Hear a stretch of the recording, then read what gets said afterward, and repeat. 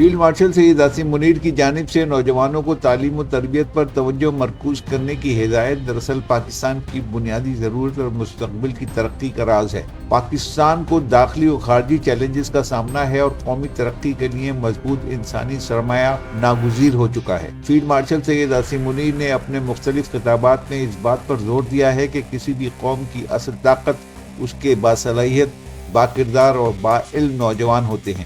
اگر نوجوان نسل جدید علوم، ٹیکنالوجی اور پیشہ ورانہ مہارتوں سے آراستہ ہو تو ملک معاشی خود کفالت اور دفاعی استحکام کی منزلیں تیزی سے طے کر سکتا ہے۔ Chief of defence forces Syed Asim Munir نے متعدد بار اس امر کی طرف اشارہ کیا ہے کہ تعلیم محض ڈگری حاصل کرنے کا نام نہیں، بلکہ کردار سازی، نظم و ضبط، دیانتداری اور قومی ذمہ داری کے شعور کا نام ہے۔ نوجوانوں کو چاہیے کہ وہ سوشل میڈیا کی منفی سرگرمیوں اور بے مقصد مصروفیات سے بچتے ہوئے اپنی توانائیاں تعمیری کاموں میں صرف کریں۔ فنی تعلیم، سائنسی تحقیق اور جدید ٹیکنالوجی میں مہارت حاصل کرنا وقت کی اہم ترین ضرورت ہے تاکہ پاکستان عالمی مسابقت میں پیچھے نہ رہے۔ فیلڈ مارشل سید عاصم منیر نے ہمیشہ خواہش ظاہر کی ہے کہ ملک کا مستقبل نوجوانوں کے ہاتھ میں ہے، اس لیے انہیں مایوسی کے بجائے امید، محنت اور استقامت کو اپنا شعار بنانا ہوگا۔ قومی یکجہتی، قانون کی پاسداری اور اخلاقی اقدار کی پاسداری ہی مضبوط معاشرے کی بنیاد ہے۔